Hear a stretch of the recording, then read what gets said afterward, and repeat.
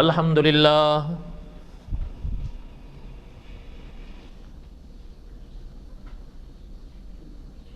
الحمدللہ حمدا کثیرا طیبا کما امر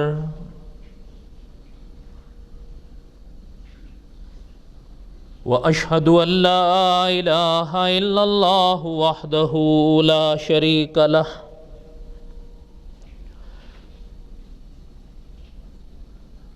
واشہد ان سیدنا وسندنا ومولانا محمدا عبدہ ورسولہ اما بعد اعوذ باللہ من الشیطان الرجیم بسم اللہ الرحمن الرحیم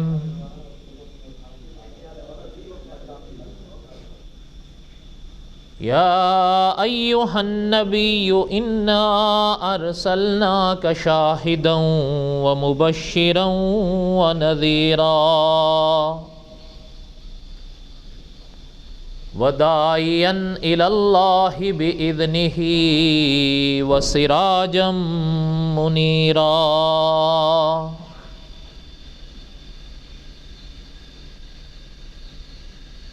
وقال اللہ تعالی فی مقام آخر ما کان محمد ابا احد من رجالکم ولکن رسول اللہ وخاتم النبیین وَكَانَ اللَّهُ بِكُلِّ شَيْءٍ عَلِيمًا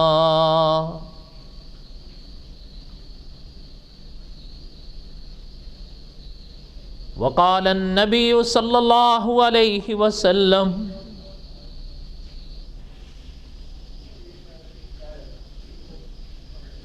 أنا آخر الأنبياء وأنتم آخر الأمم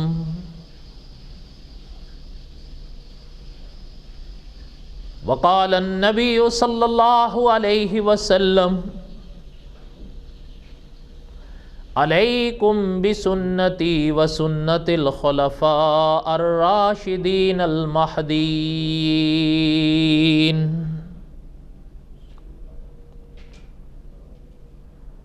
صدق الله العظيم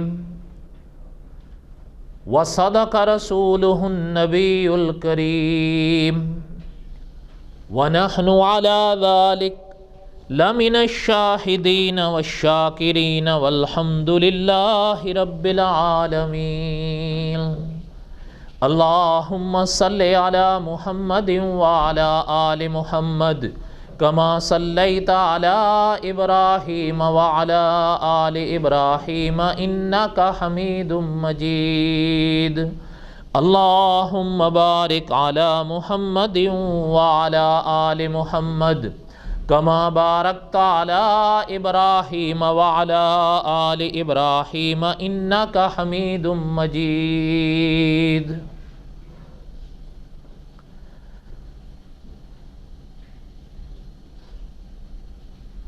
جیسا کہ آپ سب جانتے ہیں ایک عرصے سے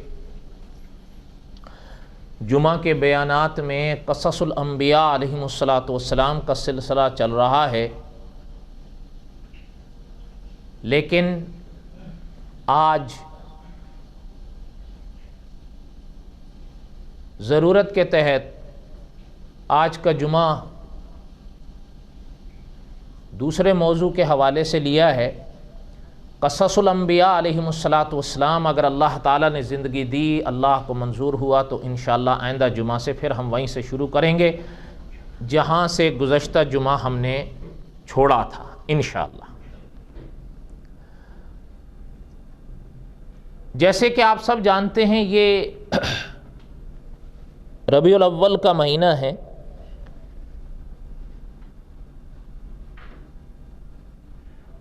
اور ضرورت کے تحت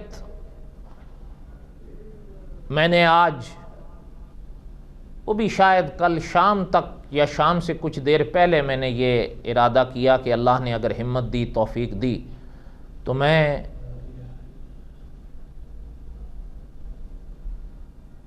ربیع الاول کے حوالے سے چند ایک باتیں کہوں گا۔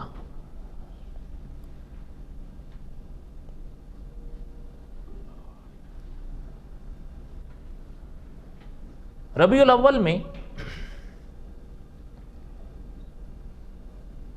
آپ سب جانتے ہیں کہ اب باہر کے کیا حالات ہیں۔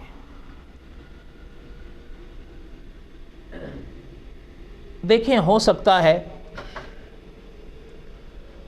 کوئی شخص میری ان باتوں کے ساتھ مکمل طور پر اختلاف کرے، ممکن ہے کسی کے ساتھ اتفاق کرے، کچھ کے ساتھ اختلاف کر لے، بہرحال اس کو حق ہے۔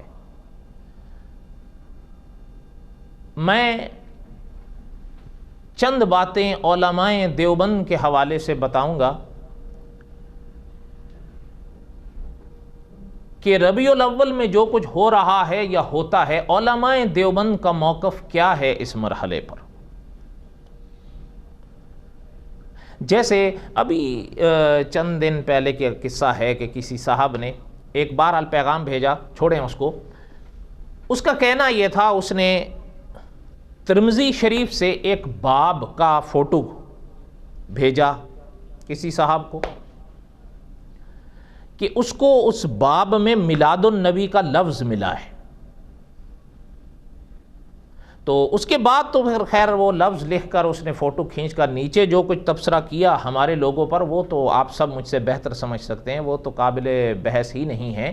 لیکن ان سے بھی کوئی توقع نہیں، البتہ جو ہمارے حضرات ہیں جو فی الحقیقت علم نہیں جانتے، نہ ہی معلومات جانتے ہیں، وہ یہ سوال ضرور کرتے ہیں کہ جب میلاد النبی کا، جیسے کہ وہ پریشان ہو رہے تھے یا کوئی اور پریشان ہوتا ہوگا کہ میلاد النبی کا لفظ جب مل گیا اور وہ بھی ترمذی شریف میں، تو پھر آپ حضرات یہ وہ کیا ممکن ہے وہ کہیں نہ کہیں ادب یا ہمارا یا کسی بڑے عالم کا لحاظ کر کے چپ ہو جائے، الگ بات ہے، لیکن دل کا اشکال دور ہو جائے یہ تو ضروری نہیں ہے۔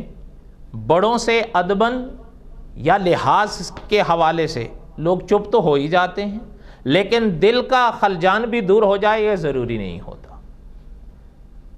اس لیے میں نے محسوس کیا اس وقت بھی اور اس سے پہلے بھی ایک دو موقعوں پر،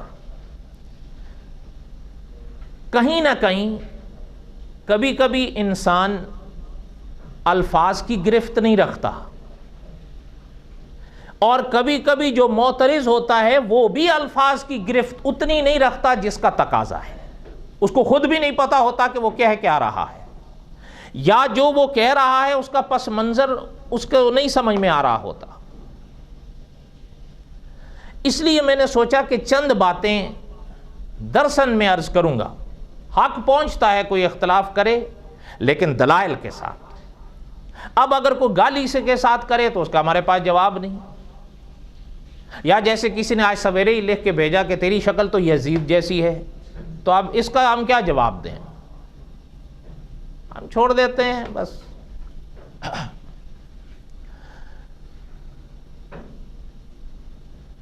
بات کو سمجھیں، پہلے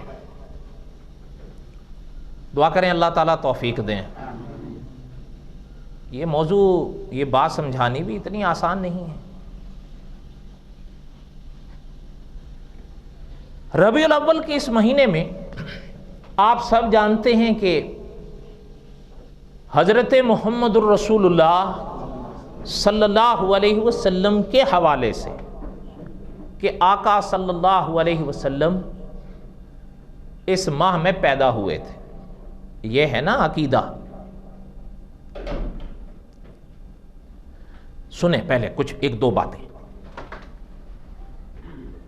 آپ صلی اللہ علیہ وسلم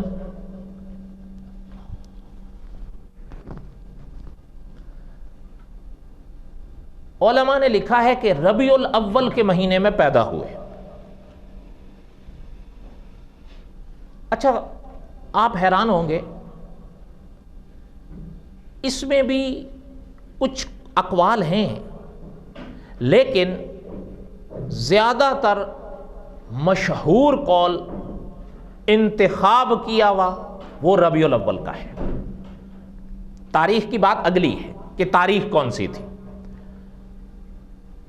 کسی دلیل کی وجہ سے بعض اکابر نے ربیع الثانی کا مہینہ لکھا ہے، لیکن علماء نے اس کو قبول نہیں کیا، یا کم از کم اس کے ساتھ اتفاق نہیں کیا۔ کون سا مہینہ؟ ربیع الثانی۔ اچھا اگلی بات سنیں،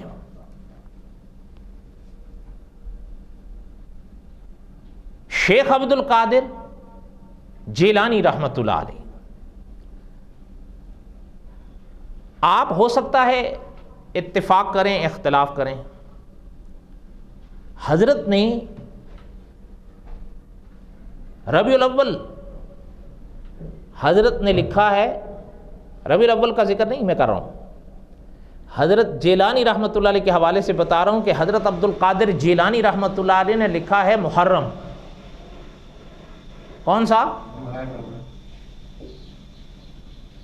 ہو سکتا ہے کہ یہ تم کیا کہہ رہے ہو، بلکہ اس دن ایک صاحب نے کوئی باہر سے رابطہ کیا فون پر، جب میں نے اس کو بھی یہ چیز بتائی تو وہ حیران ہو رہا تھا کہ وہ کہ لکھا ہوا کہاں ہے۔ دیکھیں میں نے پہلے کہا کہ جس پر علماء نے خاص کر مولانا ادریس کاندلوی رحمت اللہ علیہ نے جس کا انتخاب کیا وہ ربیع الاول ہے، لیکن آپ دیکھیں کہ اقوال کیسے آ رہے ہیں۔ حضرت جیلانی رحمت اللہ علیہ نے تو محرم لکھا ہے۔ کیا لکھا ہے؟ اچھا تو پھر خدا نہ کرے اگر میں حضرت جیلانی رحمت اللہ علیہ کے حوالے سے باتیں بھی کروں اور بہت کچھ بولوں تو اس مرحلے پر پھر میں یہ مجلس ربیع الاول میں رکھوں یا اٹھا کے؟ آپ کہیں گے یہ کیا کہہ رہے ہو، تو میں آپ کو ایک دکھا دیتا ہوں، پھر آگے آپ کی مرضی کہ آپ مانو یا نہ مانو۔ یہ حضرت رحمت اللہ علیہ کی کتاب ہے میرے ہاتھ میں، غنیۃ الطالبین، بڑی مشہور کتاب ہے، اس پر بڑی ایک عجیب علمی بحث ہے۔ بہرحال جو چیز آپ کو سنانی ہے وہ سنیں کہ یہ چیز لکھی کہاں ہے حضرت نے۔ اب اتنی موٹی کتاب میں یہ جملہ کہاں ڈھونڈو گے آپ؟ سنیں، یہاں ایک باب ہے 10ویں محرم۔ اب ذرا سنیں، 10 محرم کے حوالے سے حضرت نے ایک عنوان قائم کیا ہے، یا ایک عنوان ہے یوم عاشورہ کی وجہ تسمیہ، کہ 10 محرم کو یوم عاشورہ کیوں کہا جاتا ہے۔ آپ نے عاشورے کا نام تو سنا ہی ہوگا۔ بحث حضرت اس مرحلے پر یہ کرتے ہیں کہ اسے یوم عاشورہ کیوں کہا جاتا ہے۔ سمجھ آئی بات؟ اب ذرا سنیں، آخری حصہ سنا رہا ہوں، سنیں۔ حضرت کے الفاظ کا ترجمہ ہے، حضرت لکھتے ہیں کہ بعض علماء نے عاشورہ کی وجہ تسمیہ یہ بیان کی کہ اللہ نے اس روز 10 پیغمبروں پر 10 عنایتیں فرمائی تھیں۔ نمبر 1، اس روز حضرت آدم علیہ السلام کی توبہ قبول ہوئی۔ نمبر 2، حضرت ادریس علیہ السلام کو اونچے مرتبے کے مقام پر اٹھا لیا۔ نمبر 3، حضرت نوح علیہ السلام کی کشتی اسی روز جودی پہاڑ پر ٹھہری۔ نمبر 4، اسی روز حضرت داؤد علیہ السلام کی توبہ قبول ہوئی، اور اسی روز حضرت سلیمان علیہ السلام کو سلطنت ملی۔ نمبر 6، حضرت سلیمان والا نمبر 5 تھا۔ نمبر 6، اسی روز حضرت ایوب علیہ السلام کا دکھ دور کیا۔ نمبر 7، اسی روز حضرت موسیٰ علیہ السلام کو سمندر میں ڈوبنے سے بچایا اور فرعون کو غرق کیا۔ نمبر 8، اسی روز حضرت یونس علیہ السلام کو مچھلی کے پیٹ سے رہائی دی۔ نمبر 9، اسی روز حضرت عیسیٰ علیہ السلام کو آسمان کی طرف اٹھا لیا۔ نمبر 10، اسی روز رسول اللہ صلی اللہ علیہ وسلم کی پیدائش ہوئی۔ نہیں سمجھ آئی آپ لوگوں؟ بہرحال نمبر 10 پر حضرت نے یہ لکھا اسی روز رسول اللہ صلی اللہ علیہ وسلم کی پیدائش ہوئی۔ کون سے روز؟ اب کوئی مانے نہ مانے، اب ہم دکھا سکتے ہیں، بتا سکتے ہیں۔ اب کوئی کہے کہ جی میں تو نہیں مانتا، اب اس کا علاج ہمارے پاس تو نہیں ہے۔ پتہ یہ چلتا ہے کہ آپ صلی اللہ علیہ وسلم کب پیدا ہوئے اس میں تو بحث ہے، لیکن جس قول کا انتخاب علماء محققین نے کیا وہ ربیع الاول ہے۔ کون سا ہے؟ ربیع الاول ہے. اس کو مشہور قرار دیا مولانا ادریس کاندلوی رحمۃ اللہ علیہ نے. ایک بات. دوسری بات، اب یہ تو ربیع الاول کے حوالے سے، اب اس پر بحث آئی کہ وہ تاریخ کون سی ہے. حضرت جیلانی رحمۃ اللہ علیہ کے حوالے سے تو یعنی معنی یہ ہے کہ کئی اقوال سامنے آئے. 8 بھی آئی، توجہ سے سنیے کہ میری بات، 8 بھی ذکر کی گئی، 9 بھی ذکر کی گئی، 12 بھی ذکر کی گئی. جس قول کو علامہ شبلی نعمانی رحمۃ اللہ علیہ نے سیرت النبی صلی اللہ علیہ وسلم کی پہلی جلد میں علماء کا انتخاب شدہ قرار دیا ہے اور تحقیق شدہ قرار دیا ہے، وہ 9 ربیع الاول ہے.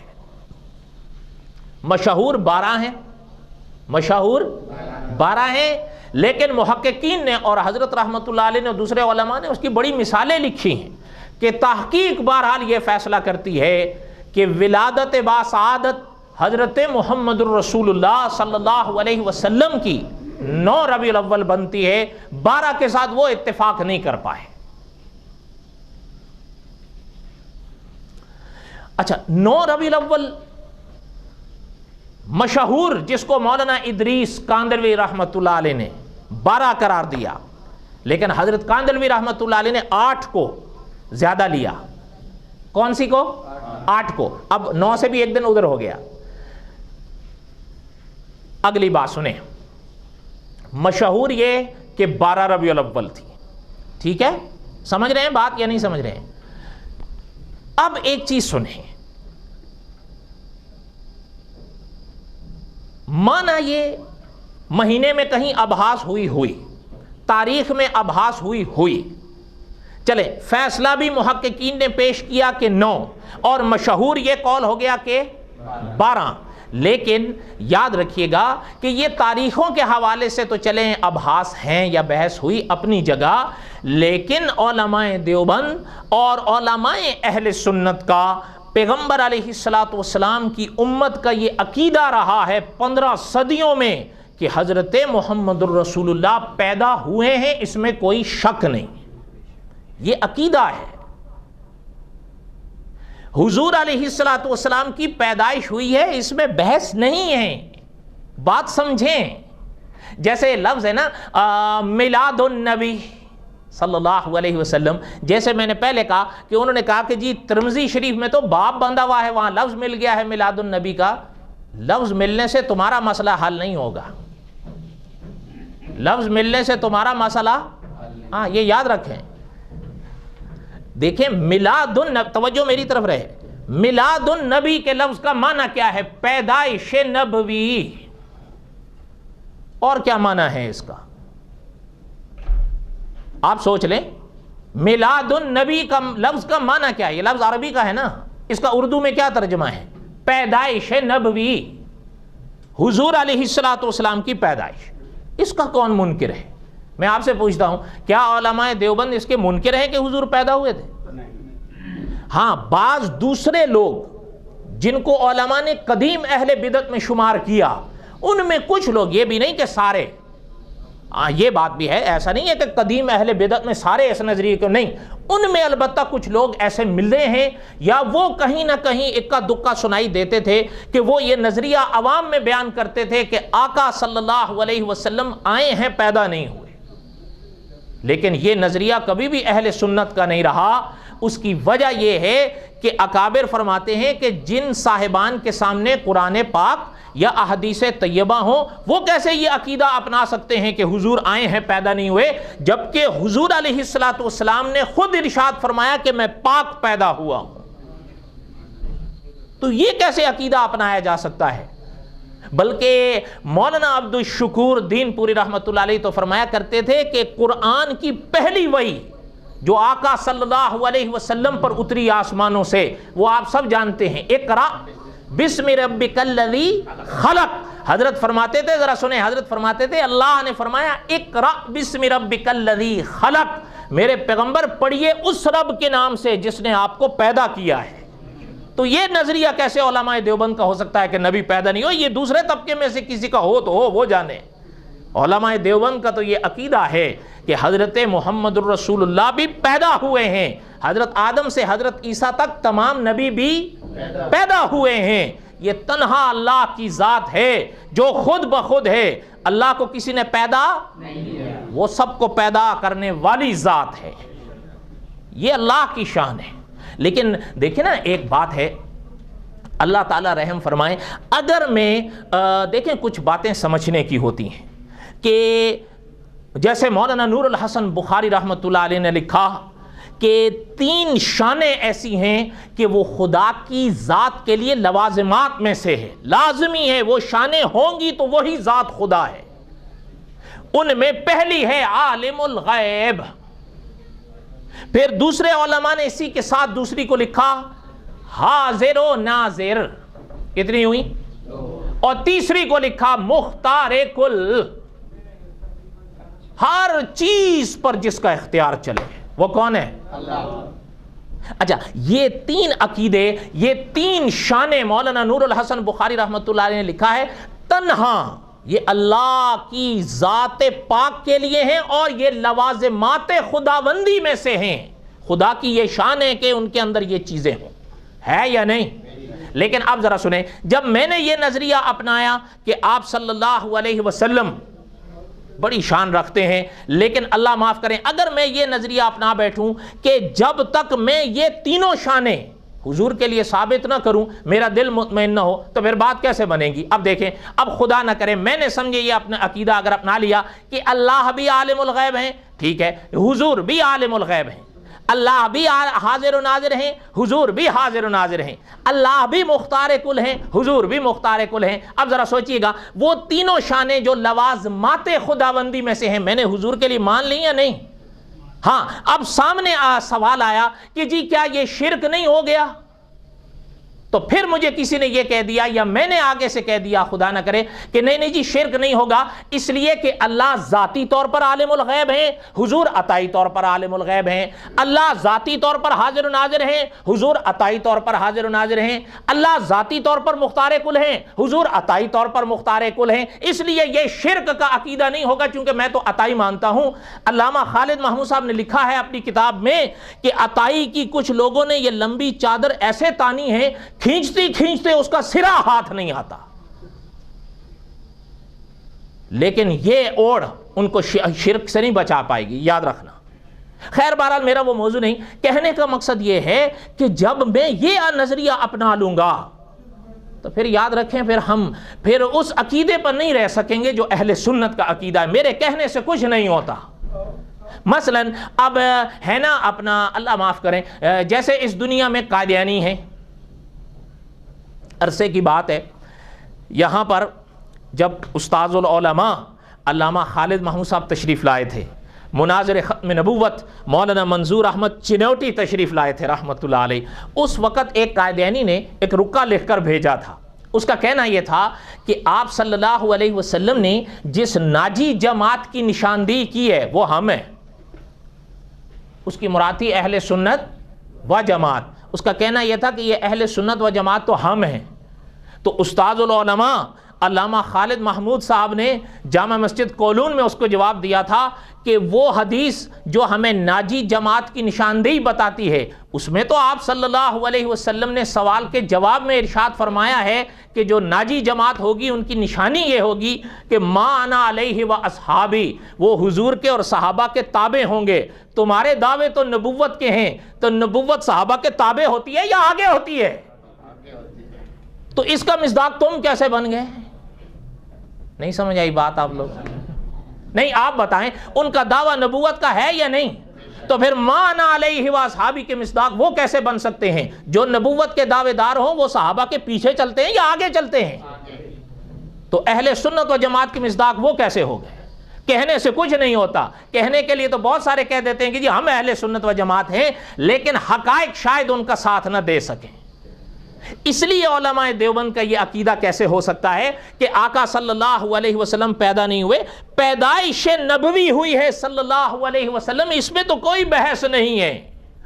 اب آئیے اس مسئلے پر کہ پھر اختلاف کیا ہے؟ پھر آیا اس پر جھگڑا کیا ہے؟ بات یہ ہے کہ ایک ہے پیدائش نبوی ماننا اور دوسرا لفظ ہے پیدائش نبوی کا دن منانا. یہ مسئلہ ہے. ایک آدمی نماز کو مانتا ہے نا. اچھا، اور ایک یہ ہے کہ نماز مانتا ہے پر پڑھتا نہیں. نہیں سمجھ آئی بات؟ نہیں سمجھ آئی؟ تھوڑا سا آپ غور کریں تو آپ کو بات سمجھ میں آ جائے گی. بات یہ ہے کہ ایک ہوتا ہے ماننا.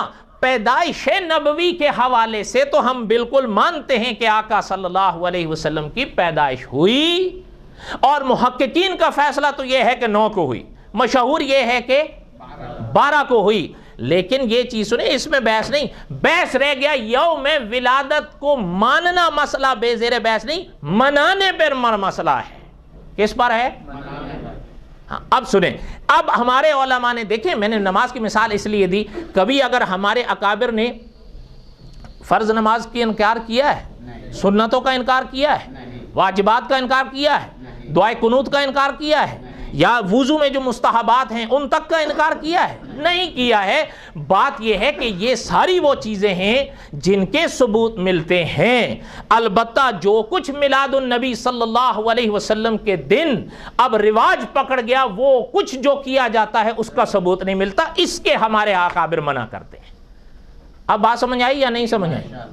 یہ ہے اصل بات. اب دیکھیں، ایک چیز تو ہے نا پیدائش نبوی ماننا، اس کے تو کوئی منکر نہیں ہے. ایک ہے یوم پیدائش نبوی منانا، اس پر بات ہے.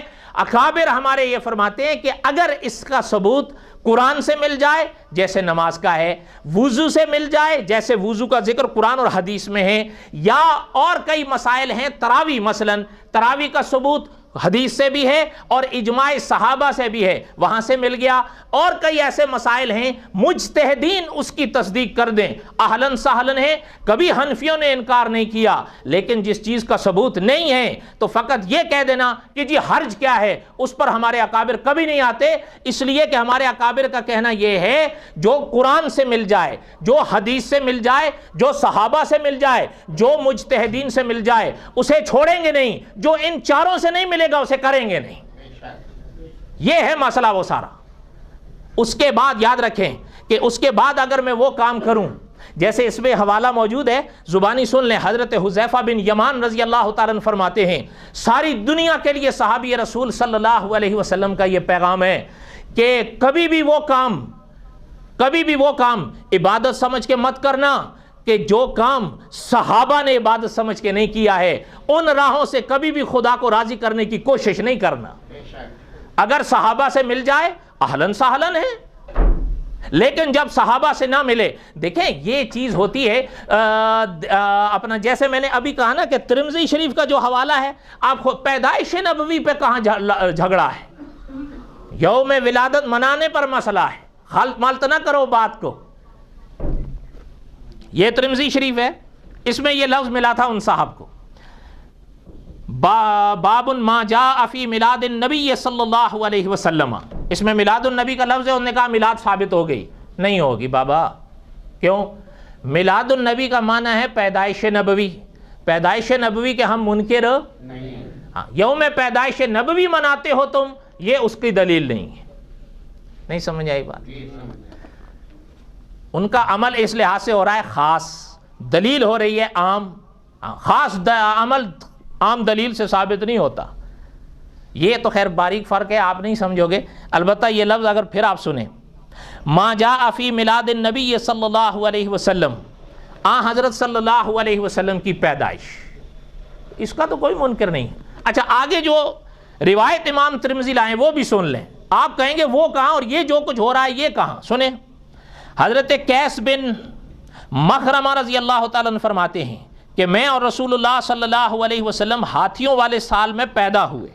کیا ہوئے؟ حضرت عثمان بن عفان رضی اللہ تعالیٰ نے قبیلہ بنو یامر بن لیث کے ایک شخص قیاس بن اشیم سے پوچھا کہ آپ بڑے ہیں یا رسول اللہ صلی اللہ علیہ وسلم. حضرت عثمان بن عفان کا سوال سمجھ میں آیا؟ ایک صاحب سے انہوں نے پوچھا کہ عمر میں آپ بڑے ہیں یا آقا صلی اللہ علیہ وسلم بڑے ہیں؟ آگے جواب سنیں دینے والے نے کیا جواب دیا ہے۔ جواب دیتے ہیں کہ رسول اللہ صلی اللہ علیہ وسلم مجھ سے رتبے میں بڑے ہیں، لیکن میں آپ صلی اللہ علیہ وسلم سے پہلے پیدا ہوا ہوں۔ بھائی یہ ہے۔ اب میں آپ کو بتاؤں یہ جو مروجہ میلاد ہے وہ یہی ہے؟ نہیں بولنا، مشکل ہو جائے گی۔ ہاں ہے تو مشکل، ہم تو ہیں پاگل آدمی۔ ہم یہ ضرور کہتے ہیں دھوکہ نہیں دو، ترمذی شریف کے اس باب کے میلاد النبی کے جملے سے مروجہ میلاد ثابت نہیں ہوگی۔ کیا میں آپ سے پوچھتا ہوں ترمذی شریف میں لکھا ہوا تھا کہ وہ 12 ربیع الاول تھی؟ لکھا ہوا ہے کہ وہ ربیع الاول کا مہینہ تھا؟ اس میں لکھا ہوا ہے کہ ہم سب اکٹھے ہو گئے تھے جلسے کی صورت میں؟ لکھا ہوا ہے کہ پھر اس کے بعد ہم کھڑے ہو کے کچھ یہ پڑھا کچھ وہ پڑھا، اور اس نظریے کو بھی پیش کیا کہ حضور تشریف لے آئے؟ اور آپ نہیں مانو، ایک مولوی، اس کا حوالہ تو میں نہیں شاید لایا، وہ ایک مولوی صاحب نے اس میں لکھا ہے، خیر اس کے بھی سب اس کے ساتھ نہیں ہیں، وہ کچھ زیادہ ہی، اس نے لکھا ہے، کہتا ہے جو اس موقع پر نہیں کھڑا ہوتا کافر ہے۔ کیا ہے؟ آپ مت مانو، دیکھنا ہو تو میں دکھا دوں گا کہاں لکھا ہوا ہے۔ کہنے کا مقصد یہ ہے کہ یہ جملے کیا ترمذی شریف کے فقط اس باب میں میلاد النبی کا جملہ مل گیا تو ثابت ہو گیا سب کچھ؟ اور بولو تو صحیح۔ لفظ ہوتا ہے مروجہ میلاد النبی، جس کا رواج پڑ گیا ہے۔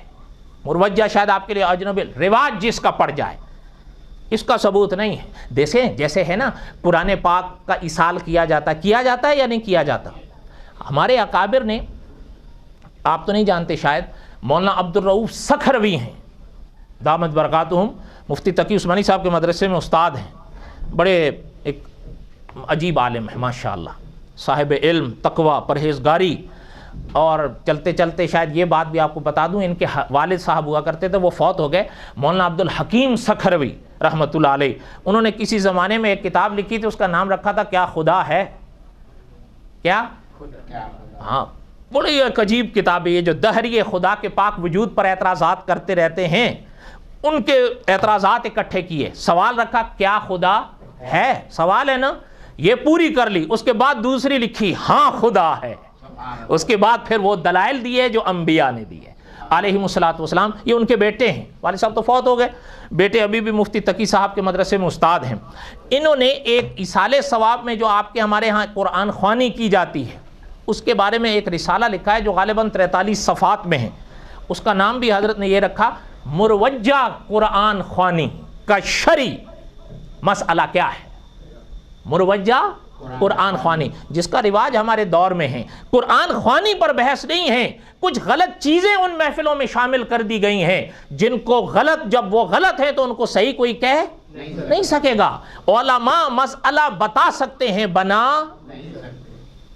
یہی فرق ہے۔ میلاد النبی صلی اللہ علیہ وسلم جس کو کہا جاتا ہے پیدائش نبوی، اس کا کوئی منکر نہیں ہے۔ ہاں منانے کا مسئلہ ہے کہ جو کچھ یہ رواج پکڑ گیا، آخر اللہ تعالیٰ نے آپ کو بھی تو فہم بخشا ہے، جو کچھ کیا جا رہا ہے وہ کیا ہے۔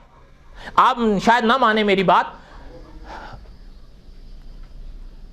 ایک صاحب نے مثال دی ہے، کہتا ہے جی بچوں کا جنم دن جو مناتے ہیں تو یہ منا لیں تو کیا ہے؟ یہ قیاس مع الفارق ہے۔ اولاً تو یہ حق ہی نہیں، اور پھر قیاس مع الفارق۔ میں آپ سے پوچھتا ہوں بچوں کا جنم دینا منانا شرعاً جائز ہے؟ سوچ لیں پہلے، دیکھیں سوچ لیں۔ بچوں کا جنم دن منانا یہ تو نقالی ہے عیسائیوں کی۔ اچھا ایک چیز دل لگتی کہیے گا جو مدرس حرم نے غالباً بیان فرمائی، آپ میری نہ مانیں، جب انسان پیدا ہو جاتا ہے، جتنی عمر اللہ تعالیٰ نے اس کے لیے لکھی ہے، وہ عمر جب یہ پیدا ہو گیا، ہر آنے والے لمحے عمر بڑھتی ہے یا گھٹتی ہے؟ تو 1 سال جو اس نے زندگی جی لی ہے تو یہ اس کی عمر بڑھ گئی ہے یا گھٹ گئی ہے؟ تو خوشی کس بات کی ہے کہ تو مرنے کے لیے جا رہا ہے؟ آپ کہیں گے جھوٹ بول رہے ہو، ثابت کر سکتے ہیں، ہو نہیں سکتا، سوال ہی نہیں پیدا ہوتا، اس لیے وہ کریں تو چلے، ہمیں حیرانگی کی بات نہیں۔ میں آپ سے پوچھتا ہوں جن کا عقیدہ یہ ہے کہ 3 and 1 and 1 and 3، تو وہ اگر یہ منا لیں تو کیا ہے؟ میں آپ سے پوچھتا ہوں 3 ایک ہوتا ہے اور 1 3 ہوتے ہیں؟ اور بولو تو صحیح، ان کا یہ عقیدہ ہے 3 and 1 and 1 and 3، جسے تثلیث کا عقیدہ کہتے ہیں، اور یہ عقل کی کسوٹی پہ کبھی اتر ہی نہیں سکتا، یہ وہ بھی مانتے ہیں۔ تنگ آ کر اس کی مثالیں دینا اور بات ہے، لیکن جو تثلیث کا عقیدے کو اپنا لیں ان کو جب وہ تو برتھ ڈے منا لیتے ہیں تو کیا حرج ہے، ٹھیک ہے، لیکن ان کو دیکھا دیکھی ہمارے بھی شروع ہو گئے۔ یہ الگ بات ہے کہ شاید وہ آقا صلی اللہ علیہ وسلم کا فرمان نہ یاد رکھ سکے یا نہ سن پائے کہ من تشبہ بقوم، جو کسی قوم کی نقالی کرتا ہے وہ انہی میں سے، آئندہ مت کروائے، نہ گھر والوں کو چھوڑا کرو۔ اس دن میں یہاں بیٹھا تھا، ایک بچی کیک لائی، چھوٹی سی تھی، اور میں نے کہا یہ کیا ہے؟ کہتی کل میرا جنم دن تھا۔ میں نے کہا اچھا پھر؟ کہتے ہیں ابو امی نے کہا یہ استاد جی کو بھی کیک لے جا کے دے دینا، کیونکہ برتھ ڈے بغیر کیک کے نہیں منایا جا سکتا، یہ یاد رکھیے گا۔ اس دن بریانی بھی کام نہیں آتی، کیک ہونا چاہیے، وہ ضروری ہے، اور اگر چاکلیٹ کا ہو جائے تو زیادہ اچھا ہے، کیونکہ انگریز کی پوری نقالی تو چاکلیٹ سے ہوتی ہے نا، اس سے بغیر تو ہوتی نہیں ہے۔ بلکہ آپ تو نہیں مانیں گے، محدث حرم منہاج مسلم میں یہ جملہ چھپا ہے مکی صاحب کا کہ جو کیک چاکلیٹ سے بنتا ہے اس سے ہی برتھ ڈے بنائی جا سکتی ہے، کیونکہ اس میں حرام کا مادہ یقینی ہوتا ہے، اس سے پھر ہوگا نا۔ ویسے تو نقالی عیسائیوں کی ہوگی نہیں، ان کے ہاں تو شریعت نام کی کوئی شے ہے ہی نہیں۔ آپ نہیں مانیں، عیسائیوں کے ہاں شریعت نہیں ہے، بلکہ ان کا جو پولوس ہے اس نے شریعت کو لعنت قرار دیا ہے۔ ان کے ہاں تو مان لو کہ حضرت عیسیٰ صلیب پہ چڑھ گئے، بس چھٹی، باقی اس کے بعد منچاہی دنیا ہے، جو مرضی کرو۔ اس لیے ان کی دیکھا دیکھی ہمارے شروع ہوئے۔ آپ حیران ہوں گے، مفتی تقی عثمانی صاحب نے بڑی عجیب بات فرمائی جو حضرت کی کتابوں میں چھپی ہے۔ حضرت عیسیٰ علیہ السلام کا جنم دن یہ لوگ مناتے ہیں یا نہیں؟ ابھی آنے والا ہے، ہر طرف کمکم میں نظر آ رہے ہیں، اس کو کیا کہتے ہیں؟ کرسمس۔ اچھا سنیں، حضرت نے لکھا ہے حضرت عیسیٰ علیہ السلام جب آسمانوں پر تشریف لے گئے 3 صدیوں تک یہ کرسمس کا کوئی وجود نہیں تھا۔ حواریین نے بھی کوئی کرسمس نہیں منایا، جیسے محمد رسول اللہ کے صحابہ نے نہیں منایا، نہ ادھر ہے نہ ادھر ہے۔ 300 سال کے بعد کرسمس کا وجود آیا۔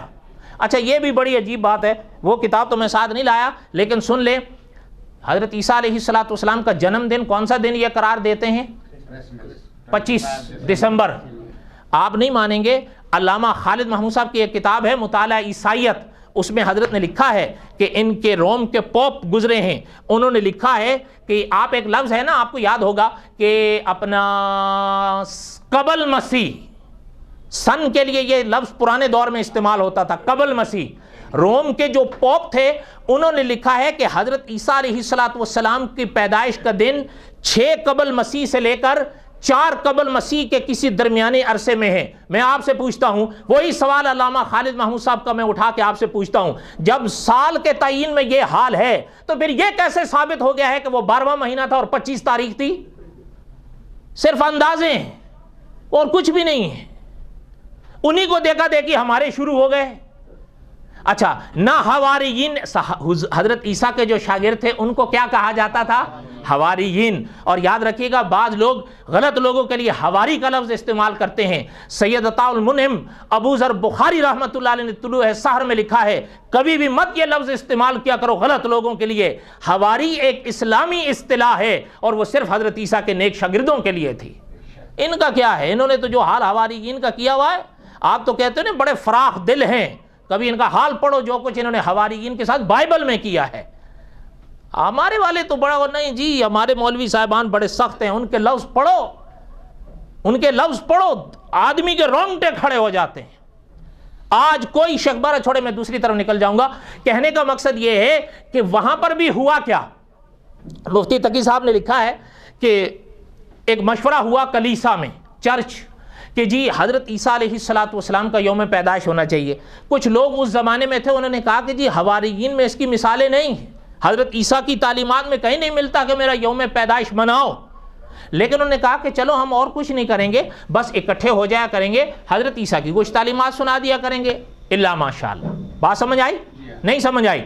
پہلی مجلس ایسی ہی ہوئی۔ اب دوسرا سال آیا، وہ بھی ایسی ہوئی، تو لوگوں نے کوئی توجہ نہیں دیا کہ پھیکی سی مجلس ہے۔ جب تیسرا سال آیا تو اس میں موسیقی کا انتظام کیا گیا کہ جی تھوڑا سا موسیقی ڈال لو۔ اس پر بھی مسئلہ حل نہ ہوا، آئندہ آنے والے سال میں ناچ کا اضافہ کیا گیا۔ اب کرتے کرتے کرسمس کا وہ حال ہو گیا جو آپ کے سامنے ہے۔ میں غلط کہہ رہا ہوں؟ حتیٰ کہ بعض حضرات نے تجزیہ کیا ہے، پورے سال میں اتنا زنا نہیں ہوتا جتنا اس رات ہوتا ہے۔ نقل کفر، آپ میری نہیں مانو گے، آپ تحقیق کر لو۔ بلکہ بعض نے یہ تجزیہ پیش کیا کہ پورا سال اتنی شرابیں ان کے ہاں بھی نہیں پی جاتی جو اس رات پی جاتی ہے۔ کیا حضرت عیسیٰ کی یہی تعلیمات تھی؟ اچھا چلیں یہ تو ہوئے نا پرائے، ان کو تو چھوڑیں، ہمارے والوں کا کیا حال ہے؟ آپ کہیں گے یہ میں آپ کو بتاتا ہوں، صحابہ کے ہاں اس کی مثال نہیں ہے میلاد النبی منانے کی، صحابہ کے ہاں اس کی مثال یہ آیا کہاں سے؟ اب اس میں امام اہل سنت مولانا سرفراز صاحب رحمۃ اللہ علیہ نے لکھا ہے، وہ سن لیں کہ یہ آیا کہاں سے ہے۔ حضرت نے لکھا ہے کہ پوری 6 صدیاں گزری کہ اس کا کہیں مسلمانوں میں نام نشان نہیں تھا۔ کتنی صدیاں؟ عیسائیوں میں کتنی تھیں؟ ہمارے ہاں 7ویں صدی میں ایک بادشاہ ہوا ہے جس کا ذکر آگے حضرت نے کیا ہے، وہ بادشاہ تھا مظفر الدین کروکری، یہ آیا 7ویں صدی میں، سن 630 میں مر گیا تھا، یہ آیا ہے اور اس نے اس کی بنیاد رکھی ہے۔ لیکن آپ تاریخ میں پڑھ لیں، اس میں سارے حوالے موجود ہیں، وقت نہیں جو میں پڑھ سکوں، لیکن اس میں لکھا ہے بالکل ہی فضول خرچ قسم کا اور علماء حق کے خلاف چلنے والا آدمی تھا، اور اس کو ایک شخص ملا جسے مولوی کہا جاتا تھا اس دور میں، اس نے اس کو جواز فراہم کیا کہ کیسے کرنا ہے، آخر لوگ تم سے پوچھیں گے ایک نئی چیز شروع کر رہے ہو، اس کا ثبوت تو ہونا چاہیے۔ اس نے پیش کیا اور وہاں سے ان کا کام چلا۔ یہ کون سی صدی میں ہوا؟ اور ابتدا میں اگر آپ تاریخ پڑھیں تو وہاں پر بھی یہ سب نہیں تھا جو اب ہو گیا ہے۔ آپ نیٹ کھول لے کے دیکھ لیجئے گا، اللہ نہ کرے کیا ہو رہا ہے۔ صحابہ میں اس کی کوئی مثال نہیں ہے۔ اب یہ کہہ دینا کہ جی حرج کیا ہے، یہ کوئی ثبوت نہیں، کاش میرے پاس وقت ہوتا میں آپ کو حوالے دکھاتا، اس کتاب میں یا ترمذی شریف میں بھی موجود ہے۔ حضرت عبداللہ بن عمر رضی اللہ تعالی عنہما کے سامنے میں خلاصہ پیش کر رہا ہوں، ایک صاحب کو چھینک آئی، چھینک کا جواب کیا ہے؟ بولیں۔ اچھا اس نے پتہ ہے کیا کہا؟ الحمدللہ۔ میں آپ کو دکھا دوں تو زیادہ اچھا ہے، آپ یہاں سے دیکھیں، آپ کہیں گے ہو سکتا ہے پتہ نہیں کیا کہہ رہا ہے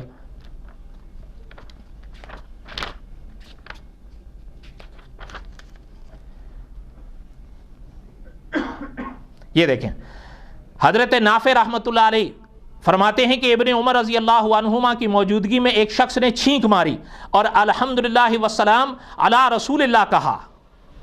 کیا کہا؟ حضور پر سلام ہی پڑھا ہے نا، میں آپ سے پوچھ دیا کو قتل کر دیا تھا؟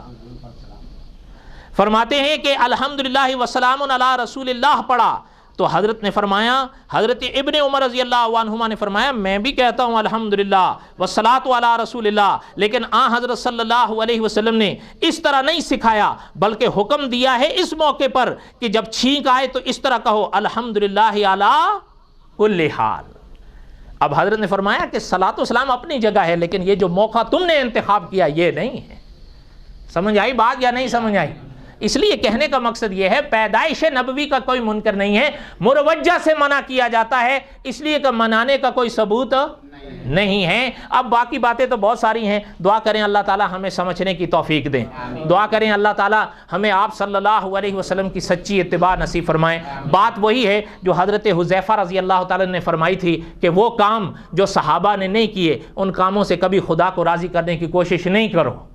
حضرت علی رضی اللہ تعالیٰ کا واقعہ آپ پڑھیں، ایک صاحب کو نماز پڑھتے حضرت علی نے دیکھا عیدگاہ میں، حضرت علی نے فرمایا خدا کی قسم ہے تجھے یہ نماز دوزخ لے جائے گی۔ وہ کہنے لگا حضرت نماز اور دوزخ؟ فرمایا اس موقع پر جو تو پڑھ رہا ہے اللہ کے رسول نے نہیں پڑھی ہے صلی اللہ علیہ وسلم۔ صحابہ سے بڑھ کر عشق رسول کون ہوگا؟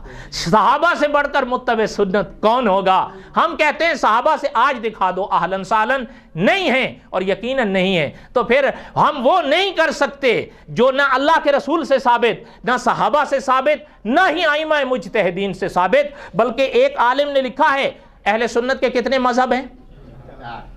4 ہیں نا، حنفی، شافی، مالکی، حنبلی، اور یاد رکھو یہ آج سے نہیں ہے، یہ بھی وسوسہ ہے کہ جی یہ 4 کہاں سے آ گئے ہیں۔ یاد رکھیے گا بعد والوں پہ اعتراض نہیں کرو، بعد والوں نے یہ پہلوں سے ہی لیے ہیں۔